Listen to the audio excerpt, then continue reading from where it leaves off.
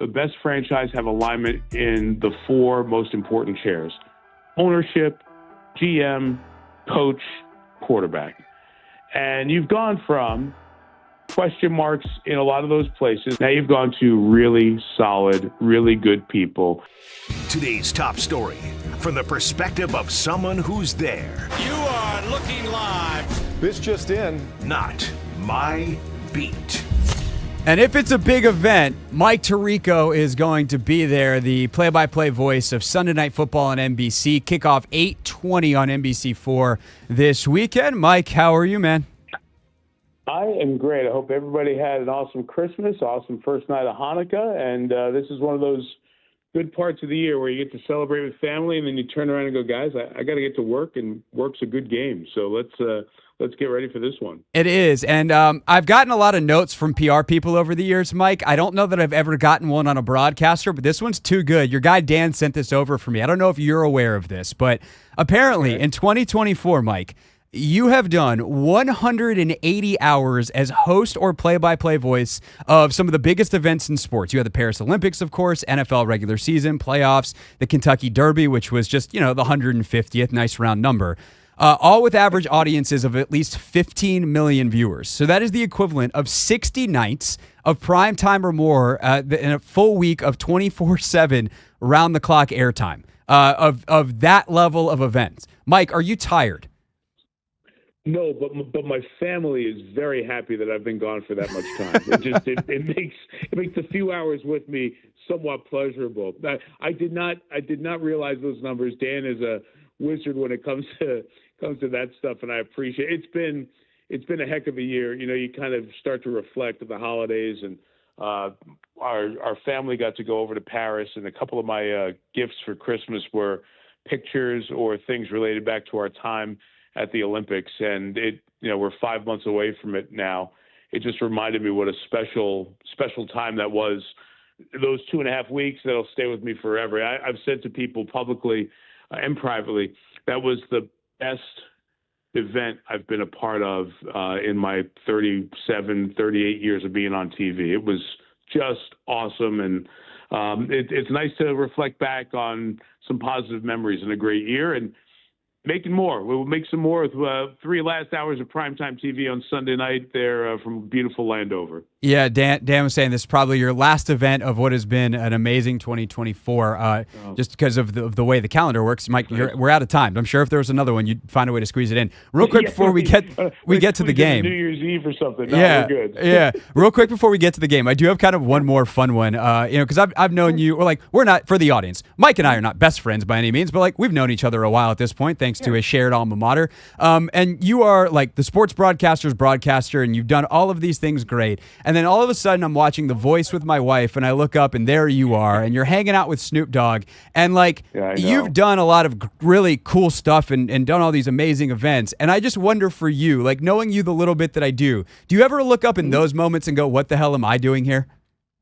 That's exactly what I said, Craig. It was on the set on a Sunday night at the Olympics with Snoop and Martha Stewart. Yep. And Martha, we were going over this segment, and we just decided, what the heck? Martha, who knows equestrian very well, a heck of a lot better than I do. Yes. Martha was going to do the highlights of the equestrian competition that she and Snoop went to go watch together in Paris earlier that day, all dressed up in the appropriate garb for equestrian. And I'm sitting there going, what has happened to me? I am sitting here now coaching Martha Stewart through highlights and figuring out how Snoop is going to interplay with Martha. What happened?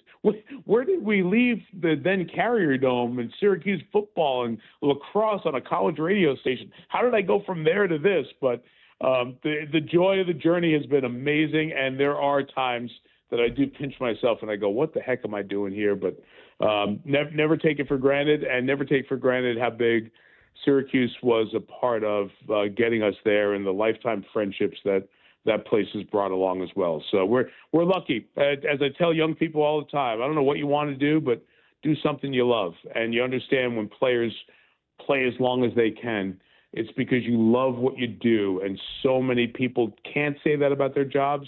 We're lucky that we can. Amen. Amen. Mike Tirico with us, play-by-play voice of Sunday Night Football. And to the game, Mike, obviously the whole tenor of this game changed a couple of weeks ago as the Falcons change their quarterback. They just say, look, Kirk, it's time. Clearly, the Achilles is just not where he can play at the level they need. Penix, whatever they saw in practice, is ready to go. How do you think this changes the dynamic of this game? A rookie quarterback in his second start, his first one's against, record-wise, the worst team in the league, and now his second one is against a playoff team under the lights with all of the storylines, all of the things that are going into this. Yeah, let's go back to Kirk a second, because it's interesting, and because of Washington folks, you know all about it, right? As recently as last month, so November 3rd, Kirk threw for 3 touchdowns and no picks, coming off a game where he threw for 4 touchdowns and no picks. And 2 weeks before, he threw for 4 touchdowns with 1 pick.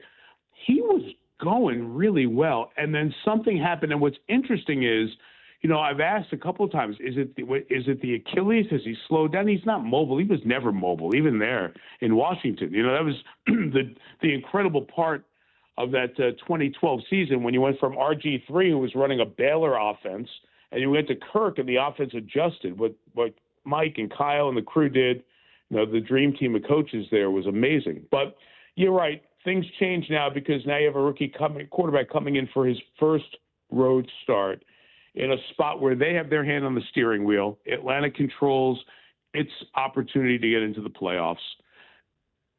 And it's just a little bit different because it's not that veteran quarterback who, can come in and he's been through this 100 times. Well, what they saw in Penix was on the field physical ability and off the field maturity. Guy who, as many folks listening know, went to Indiana and then Washington, where he took the Huskies to the national championship. He had receivers like Jalen Polk and Rome Odunze and Jalen McMillan, who's with Tampa. He was surrounded by good people, like 2 first 2-round picks on the offensive line. This guy can play. He's got an arm. He can make big throws. And from what everybody tells us, he's not afraid to make big throws and use that arm. Maybe we didn't see it all against the Giants, but maybe the Giants was a good toe in the water for him. I think the guy is going to be a good quarterback. Everything we heard last year, everything we've heard so far. So just because they've gone to the number 2, to me, doesn't mean that this game gets any easier. I think it's still going to be a challenge for the Commanders on Sunday night.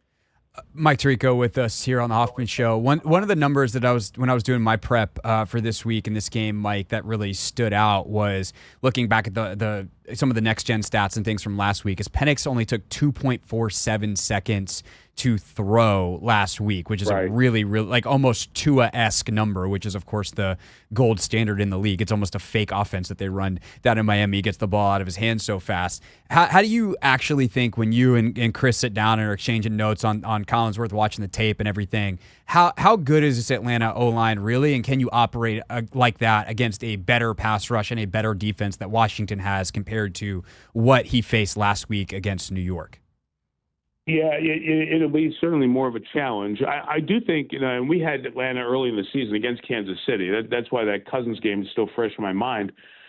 They have a good offensive line. Now, they haven't been tremendous, but good quarterbacks know that, and we've talked about this on the broadcast, Chris has kind of set par for snap to throw at about 2.5 seconds. So if you're getting it out in under 2.5 as a rookie, then you know where the ball's going. That's the whole idea of this. Rare are the plays that you take that deep drop, load up, give the guy time to get downfield, but you do. And when you do that, you protect a little bit more. You chip the edges and you do all that stuff. We've seen traditionally Washington or Dan Quinn defenses get after the quarterback. The ability to do it with multiple guys is important. And the obvious, with what Dante's done this year, what Luvu's done this year, in addition to the mix up front. And there will be pressure, no doubt, on him. So he's going to be all over getting it out early. Is the Atlanta offensive line better than or the defensive line, I should say, for Washington better than the Giants? Absolutely. So it'll be a different challenge. But I don't think that's where the money's going to be made for Washington. Some pressure disguised with a young quarterback. How does he handle those? They're always afraid with a big arm guy is just going to take a shot down the field, right? That's what worries you, that you haven't seen a full bucket of, okay, how does he handle this? How does he handle that? So there's going to be a little bit of discovery as you go through the process on Sunday night, calling the defenses for Washington for Joe Witt.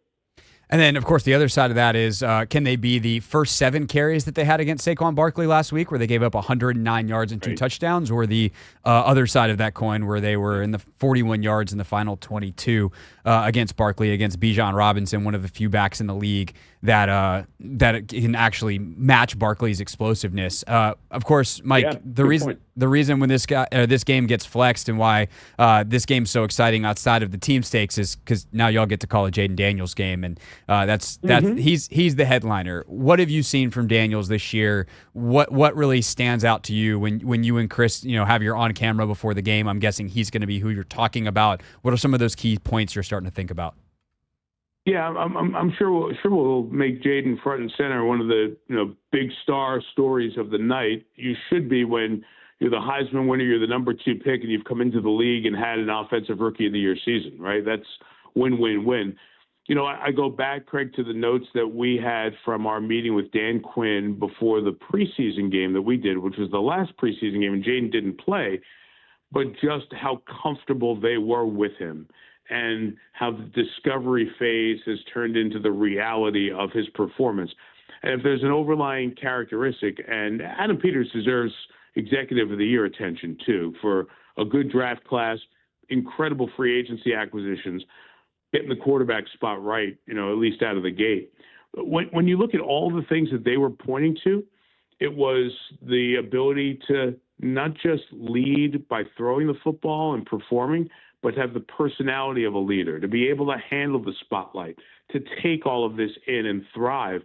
And he's done that. And I think you see that in the biggest moments of the season. The comebacks, look, the Chicago play, obviously, we talk about that. We'll be watching that for years.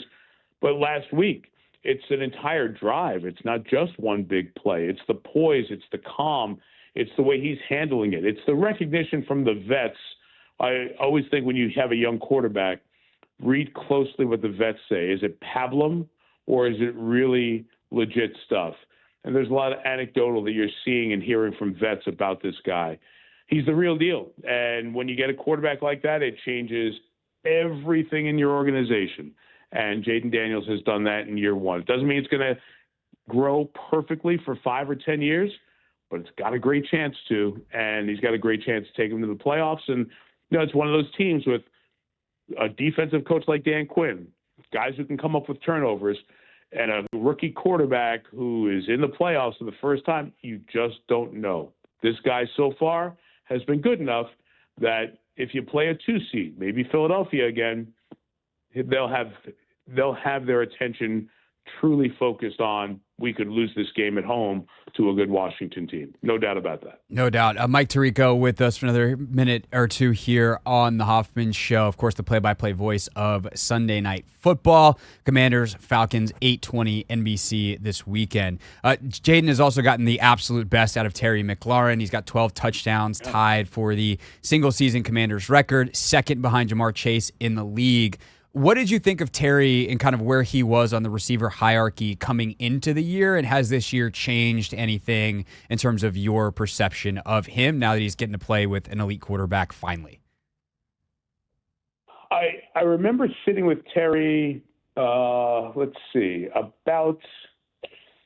maybe a year or 2 ago.